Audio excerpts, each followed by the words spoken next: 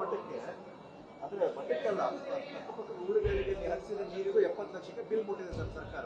ಈ ಮಠಕ್ಕೆ ಕೊಡುವ ಪರಂಪರೆ ಭಾರತೀಯ ಪರಂಪರೆ, ಮಠದಿಂದ ಕಿತ್ಕೊಳ್ಳೋ ಪರಂಪರೆ ಇದ್ಯಾವುದಪ್ಪ? ಇದು ಯಾವ ಸೀಮೆದಪ್ಪ? ಇದು ಏನು ಆ ರೀತಿ ಬಿಕಾರಿಯಾಗಿ ಹೋಗ್ಬಿಟ್ಟಿದಾರ?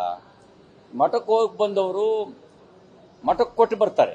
ಯಾಕೆ ಅಂದರೆ ಮಠ ಸಮಾಜಮುಖಿ ಕಾರ್ಯ ಮಾಡುತ್ತೆ, ಅನಾಥ ಮಕ್ಕಳನ್ನು ಸಾಕುತ್ತೆ, ವಿದ್ಯಾದಾನ ಮಾಡುತ್ತೆ, ಅನ್ನದಾನ ಮಾಡುತ್ತೆ.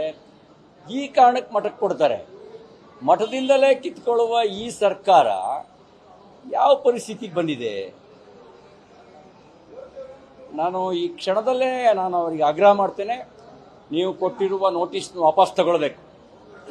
ನೀವು ಈ ರೀತಿ ನೋಟಿಸ್ ಕೊಟ್ಟು ಅಪಮಾನ ಮಾಡ್ತಾ ಇದ್ದೀರಿ. ನೇರವಾಗಿ ಮಠಕ್ಕೆ ನೀವು ನೀರು ಕೊಡದೇ ಇದ್ರೂ ಕೂಡ ಸುತ್ತಮುತ್ತ ಕೆರೆಗಳಿಗೆ ನೀರು ಹರಿಸಿರೋದನ್ನೇ ಮಠಕ್ಕೆ ಹರಿಸಿದ್ದೀವಿ ಅಂತ ಅನ್ಕೊಂಡ್ಬಿಟ್ರ ನೀವು? ನಾಚಿಕೆ ಇಲ್ಲ? ಕರ್ನಾಟಕದ ಮರ್ಯಾದಿನ ಬೀದಿಲಿ ಹರಾಜಾಕಬೇಕು ಅಂತ ಮಾಡಿದ್ದೀರಾ ನೀವು? ತಕ್ಷಣ ಅದನ್ನು ವಾಪಸ್ ತಗೊಳ್ಬೇಕು ಅಂತ ಆಗ್ರಹಿಸ್ತೇನೆ. ಆ ನೋಟಿಸ್ ಕೊಟ್ಟಿರುವಂಥ ಯಾವ ಅಧಿಕಾರಿ ಇದ್ದಾನೆ, ಪೂರ್ವಾಪರ ಯೋಚನೆ ಮಾಡದಲ್ಲೇ ಕೊಟ್ಟಿದ್ದಾರೆ, ಅವ್ರ ಮೇಲೆ ಕ್ರಮ ಮಾಡಬೇಕು ಅಂತ ಒತ್ತಾಯ ಮಾಡ್ತೀನಿ.